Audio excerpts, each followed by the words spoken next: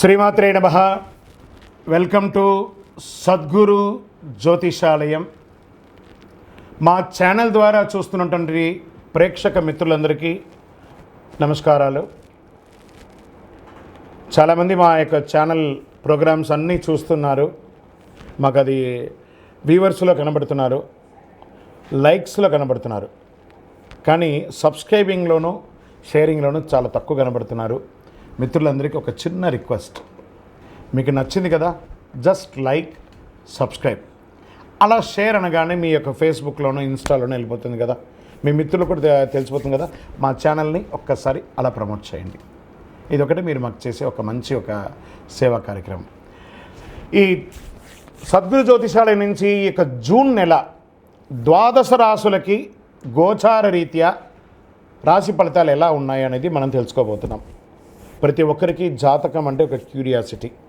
నాకు ఈ నెల ఎలా ఉంటుంది, ఆరోగ్యంగా బాగుంటానా, ఆర్థికంగా బాగుంటానా, నాకు వివాహం అవుతుందా, సంతానం అవుతుందా, ఉద్యోగం ఉంటుందా, ఉద్యోగం పోతుందా, ఈ క్రైసిస్ ఉంది కదా, వ్యాపారం ఎలా ఉంది, రాజకీయంగా నేను బాగుపడనా, ఇలా ఎన్నో ప్రశ్నలతో సతమతమడే ఈ 12 రాశుల వాళ్ళకందరికీ కూడాను ఈ నెల మీ యొక్క రాశి గుణాలు ఎలా ఉన్నాయి, తర్వాత గ్రహాలన్నీ కూడా ఎలా ఉన్నాయి అని కూడా చెప్పబోతున్నాం. మళ్ళీ ఈ యొక్క జాతకం చూడగానే మీ జీవితం మారిపోతుంది అనుకుంటున్నారా? కాదట. మీరు పుట్టినప్పటి నుంచి ఆఖరి గడియల వరకు ఆ విధాత మీ తల మీద రాసేసి ఉంటాడు, మీకు ఇవి జరగాలి, ఇవి జరుగుతుందని. ఖచ్చితంగా అవే జరుగుతుంది. మరి మీరు ఎందుకు చెప్తున్నారండి అని అంటే, వెళ్తున్నటువంటి ఒక దారిలో స్పీడ్ బ్రేకర్స్ మధ్యలోనే పుట్టుకొస్తుంది కదా రోడ్లో, అలాగే ఈ స్పీడ్ బ్రేకర్స్ అనమాట ఈ యొక్క జాతకం. అలా మీరు క్షేమంగా వెళ్ళాలి, ఇక్కడెక్కడ స్పీడ్ బ్రేకర్స్ ఉన్నాయి, జాగ్రత్తగా ఉండండి అని తెలిపే ఒక ప్రక్రియ మాత్రమే ఈ యొక్క జాతకం. తర్వాత చాలామంది ఈ యొక్క జాతకం తెలుసుకోవాలనుకుంటారు. మా లాంటి వాళ్ళ దగ్గరనో లేదా చాలామంది సద్గురువుల దగ్గర అంతా కూడా అడుగుతూ ఉంటారు, గురుగారు నాకు చాలా అప్పులు ఉన్నాయి, నాకు ఈ జాతకం చెప్పనంటే, అప్పులు ఉన్నాయనంటే అప్పులు తీర్చండి, ఉద్యోగమో వ్యాపారమో చేసి జాతకం చెప్తే అప్పులు తీరవు. క్లియర్ ఒకటి. తర్వాత మీరు తెలుసుకోవాలనుకుంటున్నారు, మీ పరిసర ప్రాంతాల్లో ఉన్నటువంటి గురువులనో లేకపోతే మా దగ్గర అడగాలనుకున్నాను అనుకోండి, ఇల్లీగల్ అఫైర్స్ గురించి ఏది అడగండి. మనం తప్పులు చేసి వాళ్ళని అడగడం ఏంటి, అది కాదు, అలా కూడా అడగకూడదు.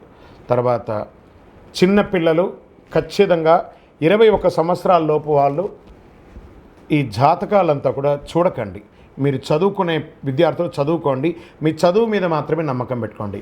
మరియు ఇంకొక రిక్వెస్ట్, 60 నుండి 65 సంవత్సరాల పై చిలుకు వాళ్ళు దయచేసి జాతకం చూడక్కర్లేదు. ఎందుకంటే 60 సంవత్సరాల్లో మీరు 60 వసంతాలు చూసుంటారు, తెలుగు అన్ని రాసుల్ని మీరు చూసుంటారు. కాబట్టి మీరు దైవానికి సమానం, కాబట్టి మీరు జాతకం తెలుసుకోకర్లేదు. మీ ఆరోగ్యం పట్ల మాత్రం జాగ్రత్త చేసుకుంటాం.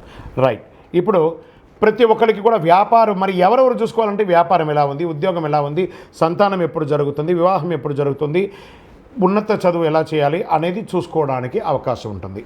మరి ఆ గోచార రీత్యా 12 రాసులకి ఇప్పుడు మనం తెలుసుకోబోతున్నాం. జ్యోతిష్ శాస్త్రరీత్యా ద్వాదశ రాసుల్లో ముందుగా మొట్టమొదటి రాశి మేషరాశి.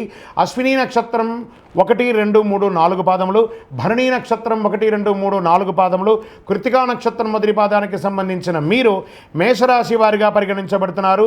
ఈ జూన్ నెల మీకు శుభాశుభ ఫలితాలు ఎలా ఉన్నాయి అంటే, గ్రహస్థితి ముందు చూద్దాం.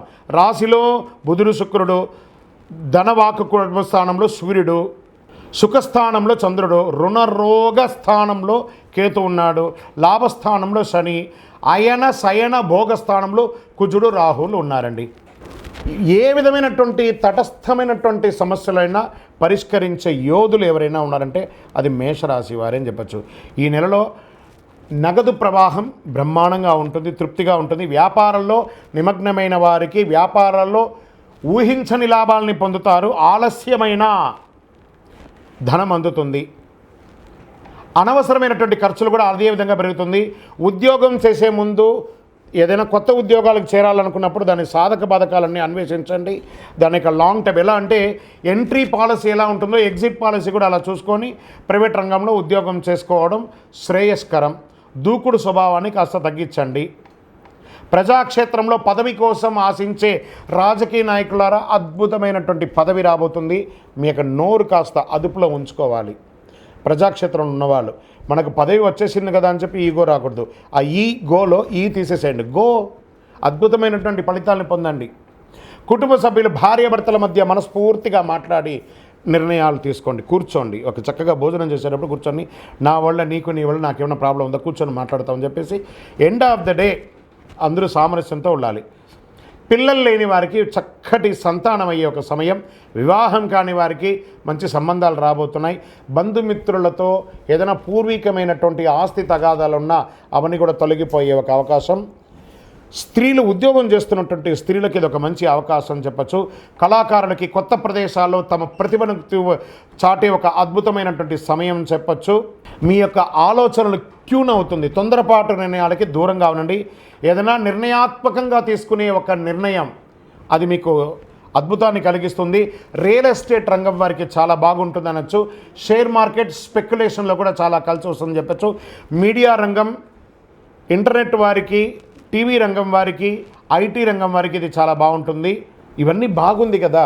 ఓకే, ఈ నెల మేషరాశికి చాలా అద్భుతంగా ఉందంటే ఒక 80% బాగుంది, ఒక 20% మిశ్రమంగా ఉంది అన్నారు. మరి ఆ మధ్యలో కూడా ఒక చిన్న బ్రేక్ వేసేటట్టుగా చంద్రాష్టమం అంటారు.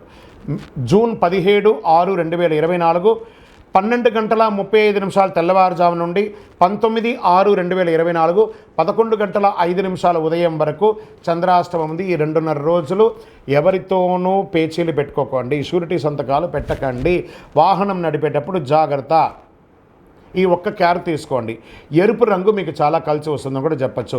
లక్కీ నెంబర్ 4 అని కూడా ఈ నెలంతా కూడా చెప్పుకోవచ్చు. పరిహారం కనకదార స్తోత్రం ఉంటుంది చూసారా, ఆ కనకదార స్తోత్రాన్ని ఎక్కువ వింటూ ఉండండి, పారాయణం చేయండి, పూజించండి. సుబ్రహ్మణ్య స్వామి దేవాలయంలో ఒకసారి పాలాభిషేకం చేయండి. మీ వయస్సు ఎంత ఉందో అన్ని దీపాలను వెలిగించండి. ఇంకను గోచార ప్రకారంగా మీరు తెలుసుకోవాలి. మీ యొక్క సంపూర్ణ జాతకం తెలుసుకోవాలనుకుంటున్నారా, మీ పరిసర ప్రాంతాల్లో ఉన్న సద్గురువులను సంప్రదించండి. లేదా మా ద్వారా తెలుసుకోవాలి అనుకుంటే కింద ఉన్న వాట్సాప్ నెంబర్కి మీ పేరు, date of birth, time of birth, place of birth WhatsApp చేయండి. కాల్ చేయకండి. మేము చూసిన తర్వాత మీకు రిప్లై ఇచ్చినాక మీరు కాల్ చేయండి. మళ్ళీ చెప్తున్నాను, అనవసరపు ప్రశ్నలతో విసిగించకండి. విజయోస్తు.